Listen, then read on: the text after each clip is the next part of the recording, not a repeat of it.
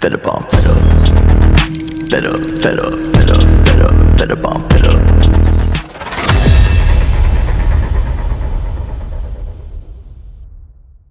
Hey guys, எல்லாரும் எப்படி இருக்கீங்க? இனி நம்ம என்ன அனிமி பார்க்க போறோம்னா லாக் ஹாரிசனோட சீசன் 1 எபிசோட் நம்பர் 8 தான் பார்க்க போறோம். இதுக்கு முன்னாடி அப்லோட் பண்ண எபிசோட்ஸ் எல்லாம் நீங்க பார்க்கறனா டிஸ்கிரிப்ஷன்ல லிங்க் தர மறக்காம போய் பார்த்துடுங்க. மைக் கொஞ்சம் ப்ராப்ளமா இருக்கிறதுனால நான் வந்து ஹெட்செட் யூஸ் பண்ணி தான் ரெக்கார்ட் பண்ணிட்டு இருக்கேன். ஸோ நாய்ஸ் வந்து கொஞ்சம் அட்ஜஸ்ட் பண்ணிக்கோங்க. சரி, வாங்க நம்ம டைம் வேஸ்ட் பண்ணாம கதைக்குள்ள போயிடலாம். எபிசோட ஓப்பன் பண்ணி நம்மால் கேமை பத்தி எக்ஸ்பிளைன் பண்ணிட்டு இருக்கான். இந்த எல்டர் டேர் கேமை பொறுத்த வரைக்கும் மிஷன்ஸ் கொடுக்கப்படுற அந்த குவெஸ்ட் முடிக்கும் போது ஒரு ரிவார்ட்ஸ் தருவாங்க. அந்த மிஷனோட டிஃபிகல்ட்டிக்கு ஏற்ற மாதிரி ரிவார்ட்ஸ் வந்து இன்க்ரீஸ் ஆகும். அதுல வந்து காசு, ஐட்டம்ஸ் சொல்லிட்டு ஏகப்பட்ட விஷயங்கள் தருவாங்க. அந்த மாதிரி ஒரு மிஷன் முடிச்சு வாங்கினது தான் இந்த கிரிஃபானோட வெசல். இந்த மாதிரி அட்வென்ச்சரஸ் மட்டும் பண்றது இந்த பிளேயர்ஸோட வேலை இல்ல, இன்னொரு வேலையும் இருக்கு. அது என்னன்னா, ஒரு சில பிளேயர்ஸ் வந்து ட்ரேடிங், அதுக்கப்புறம் வந்து ஆண்டர்பிரினர்ஷிப் அப்படின்ற மாதிரி விஷயங்கள்லாம் பண்ணுவாங்க. அப்படி பண்ற ஒரு சில கில்ஸ் இருக்கு. இவங்களோட மெயின் வேலையை ட்ரேடிங் பண்றது தான். இவங்க போயிட்டு பெருசா அட்வென்ச்சர்லாம் பண்ண மாட்டாங்க. அவங்க பண்ணிட்டு ஹண்ட் பண்ணிட்டு எடுத்துட்டு வர விஷயங்கள், அதுக்கப்புறம் அவங்க பண்ற மிஸ்டீரியஸான ரிவார்ட்ஸ் எல்லாம் வந்து இவங்க வாங்கி விற்கிற மாதிரியான வேலைகள் எல்லாம் பண்ணுவாங்க. அப்படிப்பட்ட ஒரு கில்டு இருக்கு, ஷாப்பிங் டிஸ்ட்ரிக்ட் 8 சொல்லிட்டு. அதை நம்ம ஆளுங்க வந்து இன்வைட் பண்றாங்க. யாருன்னா கிரசன் மூணு சேர்ந்தவங்க ஏதோ ஒரு விஷயத்த பேசணும் அப்படின்னு சொல்லிட்டு, முக்கியமான விஷயத்த பேசணும்னு. இப்போதைக்கு இந்த ரீஜியன்ல இருக்கிறதுல டாப் கில்டு 3 இருக்கு. அதுல வந்து ஷாப்பிங் டிஸ்ட்ரிக்ட் 8 ஒன்னு, அதுக்கப்புறம் ராட்ரிக்னு ஒரு கில்டு இருக்கு, அப்புறம் மெரைன் ஒன்னு கில்டு இருக்கு. இது மூணுமே ட்ரேடிங் கில்டு. ட்ரேடிங் மட்டும் இல்ல, கிராஃப்டிங்கும் பண்ணுவாங்க. எக்யூப்மெண்ட்ஸ் எல்லாம் மேக் பண்ணி கொடுக்கறது, அந்த மாதிரி நிறைய வேலைகள் பண்ணுவாங்க. அதுதான் இவங்களோட மெயின் ஜாப். இப்போ அவங்கள தான் நம்ம ஹென்ரியட் அக்காவும் மேரியாக்காவும் மீட் பண்ணலாம் அப்படின்னு சொல்லிட்டு இன்வைட் பண்ணிருக்காங்க. அந்த பக்கம் அவங்க வந்துகிட்டு இருக்காங்க. நம்ம ஹென்ரியட் அக்கா வந்து ரொம்ப வேலை செய்யறாங்க அப்படின்றதுனால அக்காட்சிக்கு வச்சு கொஞ்சிக்கிட்டு இருக்காங்க. இவ இருக்கிற வரைக்கும் டென்ஷன் எல்லாம் போயிடும்பா அப்படின்னு சொல்லிட்டு, எனக்கு வேலை இருக்கு என்ன விடுமா அப்படின்ற மாதிரி சொல்ல அவ விடுறா மாதிரி இல்ல. சரின்ட்டு அவ என்ன பண்றான்னா, அதுக்கப்புறமா அந்த மீட்டிங்காக தான் ரெடியா வராங்க. அப்படியே ஒரு ஹோட்டலுக்குள்ள போறாங்க. அங்க போயிட்டு உட்காந்துட்டு இருக்கும்போது அங்க ஒருத்தன் வரான். இவனோட பேர் தான் கராஷின். அந்த ஷாப்பிங் டிஸ்ட்ரிக்ட் 8 சொன்னா பாத்தீங்களா, அந்த கில்டோட லீடர் இவன் தான். நம்ம மேரி அக்காக்கு ஏற்கனவே இவனுக்கு தெரியும். ஏன்னா கேம் ஸ்டார்டிங்ல இவங்க 2 பேரும் ஒன்னா விளையாடி இருப்பாங்க. அப்போ வந்து ஃப்ரெண்ட் லிஸ்ட்ல போட்டாங்களாம். இவன் வந்து உட்காந்து பேச சொல்றாங்க. உங்க கில்டோட பேரு ஊர் ஃபுல்லா பரவடிச்சுன்னு நினைக்கிறேன்ற மாதிரி அந்த பையன் சொல்ல, அதுக்கு நம்ம அக்கா என்ன சொல்றான், தம்பி என்னோட எவ்வளவு சின்ன கில்டுன்னு உனக்கே தெரியும். உங்க கில்டர் 700 பேர் இருக்காங்க, இதுல 30 பேர் தாண்டா இருக்காங்கன்ற மாதிரி தான் சொல்றாங்க. அதை விட பெரிய கில்ஸ் எல்லாம் இருக்காங்க. ராட்ரிக், அதுக்கப்புறம் வந்து மெரைன் ஏஜென்சி எல்லாம் பாத்தீங்கன்னா இன்னும் அதிகமான மெம்பர்ஸ் இருக்காங்க. என்னெல்லாம் கம்பேர் பண்ணா அவங்களா பெரிய ஆளுகள் தான். அப்படிப்பட்ட அவங்க இருக்கும்போது நீங்க என்ன இன்வைட் பண்ணிருக்கீங்கன்னா அது ஒரு பெரிய விஷயத்தை தான் பேச போறீங்கன்னு நினைக்கிறேன். அது என்னன்னு சொல்லுங்கன்ற மாதிரி கேட்கவோ, நம்ம அக்காக்கு வந்து பேசுறதுக்கு கொஞ்சம் தயக்கமா தான் இருக்கு. ஏன்னா இந்த மாதிரி பிசினஸ் அப்படின்னு வந்துட்டா அதுல வந்து இவங்க அவ்வளவு பெரிய ஸ்கில் இல்ல. ஷிரோவை கொடுத்த பிளான் மூலியமா தான் இவங்க வந்திருப்பாங்க. ஆனா அதுக்காக தான் கூட ஹென்ரியட் அக்கா இருக்காங்கல்ல, அவங்க இந்த மாதிரி விஷயங்கள்லாம் பாத்துக்குவாங்கன்ற நம்பிக்கையில தான் இருக்காங்க. இந்த கராஷினை பொறுத்த வரைக்கும் பிசினஸ் தான் எல்லாமே. அவனுக்கு ப்ராஃபிட் வர மாதிரி விஷயங்களை தான் பேசுவான். அதனால இவங்களை வந்து சான்ஸ் கிடைக்குமா, இவங்க தலைமையில மாவரைச்சிடலான்னு சொல்லி தான் பார்த்துட்டு இருக்காங்க.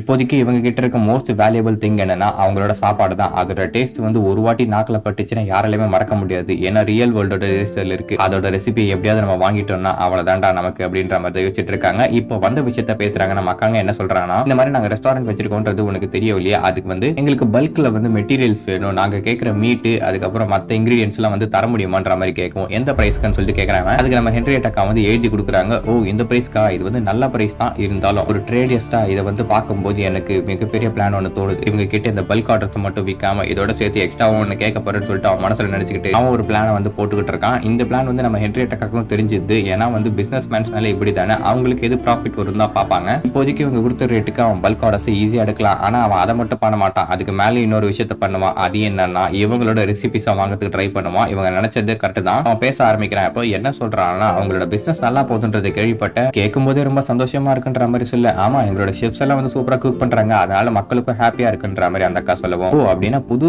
ரெசிபி எல்லாம் யூஸ் பண்றீங்களா நீங்க, அதை பத்தி நான் தெரிஞ்சுக்கலாமான்ற மாதிரி கேட்க, அதெல்லாம் ஒண்ணும் கிடையாதுப்பா, எங்களோட ஷெஃப்ஸுக்கு வந்து ஸ்கில் அதிகம்ன்றதுனால தான் டேஸ்ட் நல்லா இருக்குன்ற மாதிரி அவங்க சமாளிச்சுக்கிட்டு இருக்காங்க. அவங்க வந்து பார்த்தீங்கன்னா வார்த்தைகளை புரிஞ்சு எழுதி கொடுத்துட்டான் போல. சரி, என்ன பேசுறதுன்னே தெரியல. அவன் என்ன சொன்னானோ அதே தான் சொல்லிக்கிட்டு இருக்காங்க. மாத்தி எதுவும் பேச மாட்டாங்க. அவன் வந்து இன்னொரு விஷயத்தையும் இப்போ சொல்லியிருக்கான். அது என்னன்னா, பேசும்போது அவன் என்ன பேசினாலும் சரி சிரிச்சுக்கிட்டே இருங்க, நீங்க சிரிச்சுக்கிட்டே இருந்தாலும் போதும், மற்ற விஷயத்துல நம்ம ஹென்ரியட் அக்கா பாத்துக்குவாங்க, கோவத்தை மட்டும் மூஞ்சில காமிக்காதன்னு சொல்லிட்டு இப்போ இவங்க கஷ்டப்படுறத நம்ம ஹென்ரியட் அக்கா நோட்டீஸ் பண்ணிடுறாங்க. இவங்களுக்கு ஹெல்ப் தேவைப்படும்ன்றது அவங்களுக்கு நல்லாவே தெரிஞ்சுது. அப்ப இந்த கராஷின் வந்து நம்ம அக்கா வந்து கொஞ்சம் தடுமாறதை பார்த்துட்டு அவனோட பிசினஸ் உள்ள எடுத்துனாலும் பாக்கலாம். நம்ம 2 பேர் பார்ட்னர்ஷிப் வச்சுக்கலாமா அப்படின்ற மாதிரி கத்த, ஒரு நிமிஷம் இருப்பா, நீ கொஞ்சம் வெளியே போறியா, எங்களோட அடுத்த கெஸ்ட் எல்லாம் வர போறாங்கன்ற மாதிரி சொல்ல, எனது அடுத்த கெஸ்டா, வேற யாரை கூப்பிட்டுருக்கீங்க, வேற யாருப்பா, ராட்ரிக்கும் மெரைன் ஏஜென்சியை தான் கூப்பிட்டுருக்கோம். என்னது, என்ன இன்வைட் பண்ணி அவங்களும் இன்வைட் பண்ணிருக்கீங்களா அப்படின்ற மாதிரி அந்த பையன் கத்த. அப்ப நம்ம அக்கா என்ன சொல்றாங்கன்னா, தம்பி நீயும் ஒரு கில்ட சேர்ந்தவன், அதே மாதிரி அவங்க 2 பெரிய கில்டு இந்த இடத்துல இருக்காங்க அப்படின்னா ஃபேரா நடத்தணும்னா எல்லாரையும் கூப்பிட்டு வச்சு பேசணும் இல்லையா? ஃபர்ஸ்ட் உன்கிட்ட டீல் பேசினதுக்கான காரணம் என்ன முன்னாடி உனக்கு தெரியும் தான், ஆனா நீ இதுக்கு ஒத்துக்கிற மாதிரி தெரியல, அதனால அவங்களே வச்சு பேச போறோம். இன்னும் சொல்ல போனா முக்கியமான விஷயத்தை இதுக்கப்புறம் தான் நாங்க டிஸ்கஸ் பண்ண போறோம், அதனால நீ கொஞ்சம் வெளியே போனா நல்லா இருக்கும்ன்ற மாதிரி சொல்லுவோம். இப்படி என்ன முக்கியமான விஷயம்ன்ற மாதிரி இவன் கேட்கறான். சரி நீ பழக்கப்பட்டு போயிட்ட, உனக்கு சொல்றேன்ப்பா, இன்வெஸ்ட்மெண்ட் அதாவது நம்ம கிரசன் மூலம் விற்கலாம் அப்படின்ற மாதிரியான பேச்சை தான் எடுக்க போறோன்ற மாதிரி சொல்ல, எனது விற்க போறீங்களா, இது ஒரு சூப்பரான ஆப்பர்ச்சுனிட்டி ஆச்சுன்ற மாதிரி தான் பார்த்துட்டு இருக்கான். அப்ப நம்ம வேணியக்கா வந்து ஒரு பிட்டு போடுறாங்க. அது என்னன்னு நமக்கு தெரிஞ்ச பையன் தானே இவனையும் உட்கார வரலான்ட்டு. அதுக்கு நம்ம ஹென்ரியட்டா என்ன சொல்றான்னா, இல்ல வந்து நம்ம டீலே ஒத்துக்கல, ஒரு வேளை நமக்கு வந்து அவன் செல் பண்றேன்னு சொல்லியிருந்தானா உட்கார வச்சிருக்கலாம், அவன் தான் நமக்கு ப்ராடக்ட்ஸே கொடுக்க மாட்டேன்னு சொல்றானேன்ற மாதிரி சொல்லுவோம். இவன் என்ன சொல்லிடுறான்னா, நான் உங்களுக்கு விற்கிறப்பா, அதெல்லாம் எனக்கு ஓகே தான், என்ன இருக்க விடுங்கன்ற மாதிரி சொல்றான். ஓ அப்படியா, அப்படின்னா ரேட் என்ன ரேட்டுக்கு தர, நீங்க டிஸ்கஸ் பண்ண ரேட்டுக்கே நான் தரேன், நீங்க எவ்வளவு கேட்டாலும் தரேன்ற மாதிரி சொல்ல, அதுக்கு வந்து நம்ம அக்கா என்ன சொல்றேன்னா, இல்ல இதை விட கம்மி எங்களுக்கு வேணும்னு சொல்லிட்டு அவங்க வந்து எவ்வளவு இறக்க முடியுமோ அந்த ரேட்டை இறக்குறாங்க. இவன் முதலே வாங்கியிருந்தா அந்த ரேட்டையாச்சும் கொடுத்துருப்பாங்க, ஆனா இவன் கேனத்தரமா வந்து வேணான்ற மாதிரி இருந்தா இல்லையா, அதனால இவங்க வந்து இந்த சான்ஸ் யூஸ் பண்ணி நல்ல ரேட் இறக்கி கொடுத்துறாங்க. அவனை வேற வழியெல்லாம் ஒத்துக்கிறான். சரி அடுத்த பார்ட்டுக்கு நம்ம மூவ் ஆன் ஆகலாம், எல்லாரையும் இங்க கூப்பிடுங்கன்னு சொல்லிட்டு அந்த பெரிய கில்டர் எடுத்து கூப்பிடுறாங்க. அப்படியே இந்த பக்கம் அந்த குழந்தைங்க இருக்க இடத்துல தான் காட்டுறாங்க. அங்க நம்ம முன்னாடி வேலை செஞ்சுக்கிட்டே இருக்கும்போது அங்க இருக்க அந்த பெரிய பையன் என்ன கேட்கறான்னா, அவனோட டெய்லரிங் ஸ்கில் எவ்வளவு இருக்குன்றான். 30 இருக்குன்றான். 30 இருக்குன்னு சொன்ன உடனே அப்படின்னா நீ பெரிய பெரிய லெதர்லாம் வந்து தை அப்படின்னு சொல்லிட்டு அவனுக்கு வந்து லெதர் தைக்கிற வேலை கொடுத்துறாங்க. இவனுக்கு என்ன பண்றான்னா, நம்ம சின்ன பசங்களா இருக்கானுங்க பத்தியா, பசங்களை வந்து வெளியே சண்டை போடுறதுக்கு அனுப்புறாங்க, மான்ஸ்டர்ஸ் அழிச்சு அதுல இருந்து போர்ஷன்ஸ் எடுத்துன்னு வர சொல்லி. பொண்ணுங்களை வந்து வீட்டுல உட்கார வச்சு லெதர் ஜாக்கெட்ஸ் தைக்கிறது, ஆர்மர் சரி பண்றதுன்னு சொல்லிட்டு 2 பக்கமும் வேலை செய்யறாங்க. அந்த போர்ஷன்ஸ் வைக்கிறாங்க, இந்த வேலையும் செய்யறாங்க. இது மூலமா எல்லா காசுமே அவங்களுக்கு தான் போகுது, பசங்களுக்கு வெறும் சாப்பாடு மட்டும் தான். அன்னைக்கு ராத்திரி அவன் நடந்த விஷயங்கள்லாம் யோசிச்சு பார்த்துட்டு இருக்கான். இந்த எல்டர் டேலுக்கு சும்மா ஆடலாம் அப்படின்னு சொல்லிட்டு தான் வந்திருப்பான். அந்த டோய் அவன் இருக்கான் இல்லையா தம்பி, அவன் சொன்னான்றதுக்காக. ஆனா வந்த நாளைக்கு தான் தெரியுது அவன் திருப்பி போக முடியல, அந்த அபாக்லிப்ஸ்ல மாட்டிக்கிறாங்க. அப்படி இருக்கும்போது இவன் அழுதுகிட்டே இருக்கும்போது அவன் தம்பி மட்டும் ஜாலியா வந்து என்ஜாய் பண்ணிக்கிட்டு இருக்கான். ஏன்னா அவனுக்கு வந்து புரிஞ்சிடுச்சு அந்த விஷயம் என்னன்னு சொல்லிட்டு. அவன் தான் இவளை என்கரேஜ் பண்ணி வந்து வா நம்ம வந்து இப்போ இந்த மூவ் ஆன் வாங்கி போகணும், இந்த இடத்துல உட்காந்துட்டு இருந்தா நம்மளால எதுவுமே பண்ண முடியாது அப்படின்னு சொல்லிட்டு அவங்கள கூட்டிட்டு போய் அந்த எக்ஸ்பி போர்ஷன்ஸும் கிடைக்கிட்டு இருந்தாலும் என்ன பண்றேன்னா லெவலை ஏத்தலாம் அப்படின்னு சொல்லிட்டு ட்ரை பண்றாங்க. ஆனா அவங்க நினைச்ச மாதிரி அந்த உலகம் இல்லவே இல்லை, ரொம்ப மோசமாயிடுச்சு. ஏன்னா அந்த அபாக்லிப்ஸ் கடத்துறதுக்கு பிளேயர் கில்லிங் பண்ணாங்க இல்லையா, அப்படிப்பட்ட ஒரு கேங் கிட்ட இவங்க மாட்டிக்கிறாங்க. அவங்கள கொண்டுட்டு அவங்களோட எக்ஸ்பி எல்லாம் எடுத்துட்டு அவங்களோட பொருட்கள் எல்லாத்தையுமே பறிச்சிடுறாங்க. இவங்க கிட்ட இந்த மிச்ச மீதி காசு எல்லாமே போயிடுது. இதனால என்ன ஆகுதுன்னா இவங்க மறுபடியும் கேத்தட்ரில் ரிவைவ் வராங்க. ஆனா ரிவைவ் ஆன பிறகு கையில நிறைய பைசா இல்ல, சாப்பிடறதுக்கு தங்குறதுக்கு எதுக்குமே. அப்படி ரொம்ப சோகமா இருக்கும் போது தான் இந்த ஆம்புலன் கில்டுல இருக்கவனுங்க வந்து இவனுக்கு ஹெல்ப் பண்றேன்னு சொல்லிட்டு ஏமாத்தி கூட்டிட்டு போயிட்டு அவங்களோட வாழ்க்கையை நாசப்படுறாங்க. ஹீரோ அண்ணன் சுத்தி இருக்கிற ஆட்கள் எல்லாமே அவரை ஏர்ன் பண்ணது, அவர் வந்து கஷ்டப்பட்டு மேல வந்தாரு, ஆனா நாங்க அப்படி கிடையாது, இங்க பாரு என்னால எதுவுமே செய்ய முடியல, என்னோட வீக்னஸை பார்த்து என்னால கதற மட்டும் தான் முடியுது, அதுக்கு மேல என்னால எதுவும் செய்ய முடியல. அப்படிப்பட்ட எங்களை ஹீரோ என்ன காப்பாற்றத்துக்கு தகுதி இருக்கான்ற மாதிரி யோசிச்சுக்கிட்டே இருக்கா, அப்படியே அழுதுகிட்டு இருக்கா வேலையை செஞ்சுட்டு. இப்ப கட் பண்ணி இந்த பக்கம் அந்த ரெஸ்டாரண்ட் தான் காட்டுறாங்க. அந்த ராட்ரி கில்டு அப்புறமா அந்த மெரைன் கில்டோட லீடர்ஸ் 2 பேருமே வராங்க. வந்தவொடனே இந்த பையனை பாக்குறாங்க. இவனோட எங்க இருக்கா அப்படின்னு சொல்லிட்டு, இல்ல உங்களுக்கு முன்னாடி இவனை கூப்பிட்டு உங்களுக்கு சப்ளை எல்லாம் கொஞ்சம் வேணும்னு சொல்லிட்டு அதை பத்தின டிஸ்கஷன் தான். உங்களுக்கு வந்து வேற ஒரு டீல் வச்சிருக்கோன்ற மாதிரி சொல்ல, ஓ எங்களுக்கு வேற ஒரு டீல் வச்சிருக்கீங்களா அப்படின்னா விஷயம் பெருசு தான் நினைக்கிறேன். சரி சொல்லுங்க உங்களுக்கு என்ன வேணும்ன்ற மாதிரி சொல்ல, இது என்னோட பேட்டில், இந்த இடத்துல நான் ஜெயிச்சே ஆகணும், ஷிரோ என்ன நம்பி தான் விட்டுருக்கான்ற மாதிரி தான் நம்ம ஹென்ரியட்டா யோசிச்சுட்டு இருக்காங்க. முதல்ல டிஸ்கஷனுக்கு போறதுக்கு முன்னாடி இந்த ஷாப்பிங் ஸ்ட்ரீட் 8 எதுக்கு இங்க கூப்பிட்டேன்னு சொன்னா இல்லையா, ஏற்கனவே சொன்ன மாதிரி இவங்க கிட்ட இருந்து நாங்க சப்ளைஸ் வாங்கியிருக்கோன்ற மாதிரி சொல்ல, அந்த மெரைன் கில்டோட லீடர் வந்து கத்துறாரு. அப்படின்னா அவங்க கிட்ட சப்ளை வாங்குறேன்னா எதுக்கு எங்களுக்கு கூப்பிடுறீங்கன்னு. ஒரு நிமிஷம் அவங்க வந்து நம்மள கூப்பிடுறாங்களா அப்படின்னா வேற ஏதோ ஒரு டிஸ்கஷன் இருக்குதான் நினைக்கிறேன், இவங்க வேற ஏதோ டீல் வச்சிருக்காங்க, அது என்னன்றதை தெளிவா எக்ஸ்பிளைன் பண்றீங்களான்ற மாதிரி பக்கத்துல இன்னொருத்தர் பேசுறாரு. இவர் பேர் தான் ராட்ரிக், இவர் அந்த ராட்ரிக் ஏஜென்சியோட லீடர். இப்போ இவங்களோட எல்லா டீடைல்ஸுமே நம்ம ஹென்ரியட்டாக்கு தெரியும், யாரோட கேரக்டர் எப்படின்னு சொல்லிட்டு. அதனால அவங்களுக்கு ஏத்த மாதிரி தான் பேசிக்கிட்டு இருக்காங்க. அவங்க என்ன சொல்றாங்கன்னா, யாருக்கும் வந்து அட்வான்டேஜ் எல்லாம் கொடுக்க போறது இல்ல, அவங்க எல்லாருக்கும் சமமா நாங்க வந்து ஆஃபர் கொடுக்க போறோம், யார் வந்து அக்செப்ட் பண்ணிக்கிறீங்களோ அவங்களுக்கு நாங்க வந்து எங்களோட பார்ட்னர்ஷிப்பை கொடுக்குறோன்ற மாதிரி தான் பேசிட்டு இருக்காங்க. இது எல்லாமே நம்ம ஷிரோயோட பிளான் தான். வெறும் சாப்பாட்டை விற்கிறது மூலமா அந்த 5 மில்லியன் ஏர்ன் பண்றதுன்றது ரொம்பவும் கஷ்டமான விஷயம், அதுக்கு வந்து ரொம்ப டைம் எடுக்கும். ஆனா இப்ப இவனுக்கு வேணும்,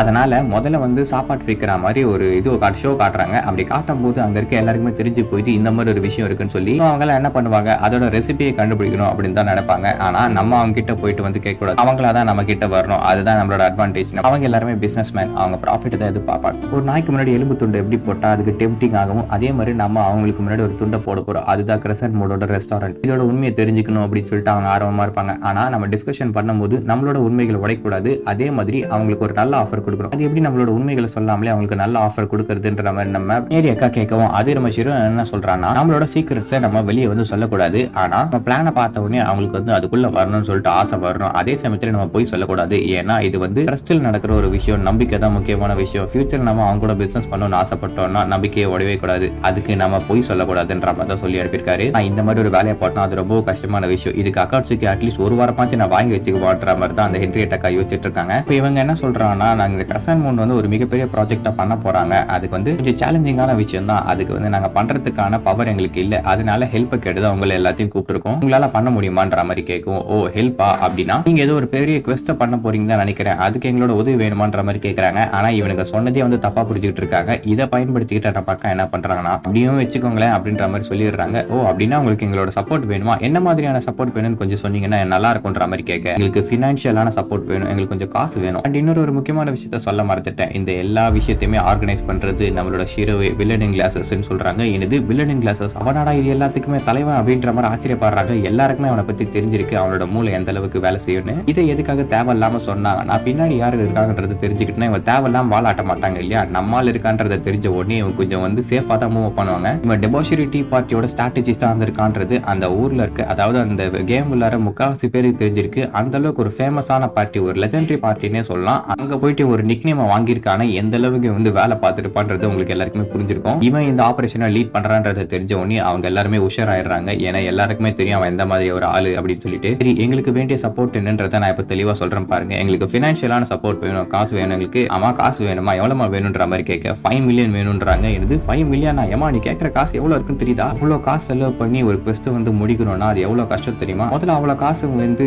தேவைப்படுற எந்த ஒரு குவெஸ்ட்டுமே எங்களுக்கு தெரியாதுன்ற மாதிரி யோசிச்சுட்டு இருக்காங்க. அப்பதான் எங்களுக்கு ஒரு விஷயமே புரியுது. இப்போ ஒரு புது அப்டேட் வந்து பாத்தீங்களா, ஒருவேளை அதுல என்ன குவெஸ்ட் முடிக்கிறதுக்காக தான் இவ்வளவு அமௌண்ட் தேவைப்படுது அப்படின்னு சொல்லிட்டு இவனுங்களே தப்பா புரிஞ்சுக்கிறானுங்க. அவங்க வந்து வேற ஒரு விஷயம் சொல்றாங்க, அது என்னன்னு தெரியாம இவனுங்களா தப்பா புரிஞ்சுக்கிறானுங்க. மனுஷங்க எப்பயுமே தான் உண்மை அப்படின்னு நினைக்கிற விஷயத்த நம்புவாங்க. அது எப்படியா இருந்தாலும் சரி, அவங்க உண்மை நினைச்சிட்டாங்கன்னா நம்பிடுவாங்க. இந்த இடத்துல தான் அடுத்த மூவ் மேக் பண்ணணும் அப்படின்னு சொல்லிட்டு அவங்க எல்லாருக்கும் ஒரு ஃபுட் கொடுக்குறாங்க. அதை எடுத்து டேஸ்ட் பண்ணி பார்த்தா புட்டிங் செம்ம டேஸ்டா இருக்கு. இதுவும் எங்க நியூ ரெசிபி தான்ற மாதிரி சொல்லவும், ராக் எக்ல இருந்து பண்றோம் அப்படின்ற மாதிரி சொல்றாங்க. எடுத்து ராக் எக்ல இருந்து பண்றீங்களா, அந்த எக்கை குக் பண்றதுன்றது ரொம்ப கஷ்டமான விஷயம். அதுவும் குக் பண்ணாலும் இவ்வளவு டேஸ்ட் எல்லாம் வராது. அப்படிப்பட்ட ஒரு விஷயத்துல இருந்து செய்யறாங்கன்னா இவங்க ஒரு பெரிய ஆளுங்க தான் நினைக்கிறேன். அந்த ரெசிபி நமக்கு கிடைச்சிச்சுன்னா ரொம்பவும் சூப்பரா இருக்குன்ற மாதிரி யோசிச்சுக்கிட்டே இருக்க இப்ப நம்ம ஹென்ரி டக்கா அடுத்த விஷயத்துக்கு மூவ் ஆகுறாங்க. உங்களை வந்து சும்மாலாம் காசு தர சொல்ல, நீங்க காசு தரத்துக்கு வர்த்தா இருக்கும். நீங்க காசு தரத்துக்கு ஒத்துக்கிட்டீங்கன்னா உங்க எல்லாருக்குமே நாங்க வந்து இந்த பிளானோட ஃபுல் டீடைல்ஸ் தருவோம். அது மட்டும் இல்லாம இன்னொரு விஷயம், அது என்னன்னா எங்க ரெசிபியை வந்து நான் உங்களுக்கு வந்து எழுதி தரோம் தெளிவா. எனது கிரசன்ட் மூன் யூஸ் பண்ற ரெசிபியை தருவீங்களா அப்படின்ற மாதிரி எல்லாருமே ஆச்சரியமா பார்த்துட்டு இருக்காங்க. ஏன்னா அது ஒரு மிகப்பெரிய பிசினஸ் இல்லையா. இப்ப அவங்க ரஃபான பார்ட்டை தாண்டி வந்துட்டாங்க. இதுக்கப்புறம் இவங்க எப்படியாவது ஒத்துக்கு வச்சுட்டோம்னா அந்த காசு கிடைச்சிடும். ஆனா அதை கிடைக்கிறதுக்கு கொஞ்சம் கஷ்டமான விஷயம் தான். அதை பேச ஆரம்பிக்கிறாங்க. இப்ப நாங்க அந்த சாப்பாட்டை வித்தது மூலியமா ஒரு 5 லட்சம் நாங்க வந்து சேர்த்திருக்கோம். இன்னும் ஒரு 4.5 மில்லியன் வேணும். அதனால நீங்க வந்து ஒருத்தரா கட்டுக்க நான் சொல்ல மாட்டேன். ஆளுக்கு 1.5 மில்லியன் தந்தீங்கனாலே போதும். உங்க எல்லாருக்குமே நாங்க அந்த ரெசிபி அது மட்டும் இல்லாம எங்களோட ஸ்ட்ராட்டஜியை ஷேர் பண்ணுவோன்ற மாதிரி சொல்லுவோம். அந்த விஷயத்துக்கு எல்லாருமே ஒத்துக்கிறாங்க. வேணும்னா நான் தனியா கூட ஸ்பான்சர் பண்றேன்ற மாதிரி தான் கத்திக்கிட்டு இருக்காரு.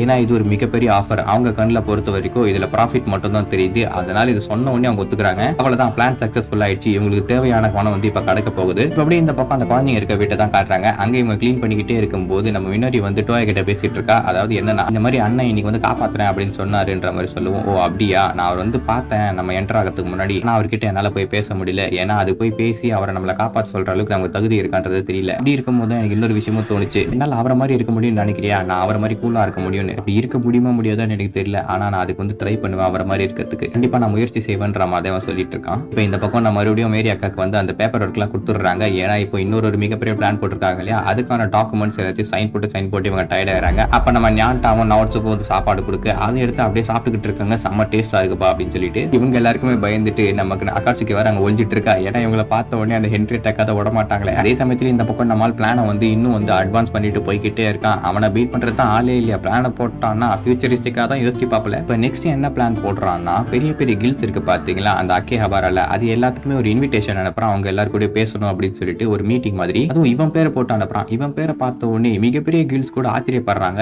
ஏன்னா இந்த டெபாசிரி டீ பார்ட்டியோட ஸ்ட்ராட்டஜிஸ்டா இருந்திருக்கான். அவனோட பேரு ஊர் ஃபுல்லா தெரியும். அப்படிப்பட்ட ஒரு ஆள் நம்மளை இன்வைட் பண்றான்னா ஏதோ ஒரு ரீசன் இருக்குன்னு நினைக்கிறேன். என்னதான் அவன் சின்ன கில்ட்ல இருந்தாலும் அவன் பேருக்காகவே மரியாதை கொடுத்து எல்லாருமே வரணும் தான் ட்ரை பண்ணிக்கிட்டு இருக்காங்க. அந்த அளவுக்கு நம்மால் ஃபேமஸ். அன்னைக்கு ராத்திரி என்ன ஆகுதுன்னா, நம்ம ஹீரோய்க்கு வந்து காசு கிடைச்சிச்சு இல்லையா, அதனால அவனோட பிளான அடுத்த கட்டத்துக்கு கொண்டு போயிட்டான். டோயாக்கும் மின்னரிக்கும் ஃபோன் பண்ணி என்ன சொல்றான்னா, நான் நாளைக்கு பண்றேன், நாளைக்கு உங்களை தப்பி கேட்கிறேன், நீங்க என்ன பண்றீங்கன்னா நான் சொல்றதை மட்டும் செய்யுங்க அப்படின்னு சொல்லிட்டு அவனோட பிளான் வந்து எக்ஸ்பிளைன் பண்ணிட்டு இருக்கான். அந்த அண்ணன் நம்மளை காப்பாத்துறதுக்கு அவ்வளவு ரிஸ்க் எடுக்கிறாரு அப்படின்னு அவரோட வார்த்தைக்கு நம்ம மதிப்பு கொடுக்கணும், நம்மள ஸ்ட்ராங் ஆகி இங்க இருந்து தப்பிச்சு போகணும் அப்படின்ற மாதிரி தான் இந்த மின்னரி பொண்ணு யோசிச்சுக்கிட்டு இருக்கான். இப்ப கட் பண்ணி அடுத்ததான் காட்டுறாங்க. அந்த மீட்டிங் நடக்க போற பில்டிங்ல நம்ம மேரி அக்கா அதுக்கப்புறம் ஷிரோவை நின்றுட்டு இருக்காங்க. இன்னும் கொஞ்ச நேரத்துல அது நடக்க போகுது அப்படின்னு சொல்லிட்டு இந்த விஷயத்துக்காக தான் இவ்வளவு நேரம் காத்துட்டு இருந்தா. அப்படியே இந்த எபிசோட முடிக்கிறாங்க. இந்த எபிசோட் எப்படி இருந்துச்சுன்னு சொல்லிட்டு மறக்காம கமெண்ட் செக்ஷன்ல சொல்லுங்க. இதே மாதிரி நிறைய இன்ட்ரெஸ்டிங்கான அனிமேஷன் நிச்சயமா சேனல் மறக்காம சப்ஸ்கிரைப் பண்ணிங்க. அடுத்த வீடியோவில் சந்திக்கும் மாதிரி டாடா பை பாய்.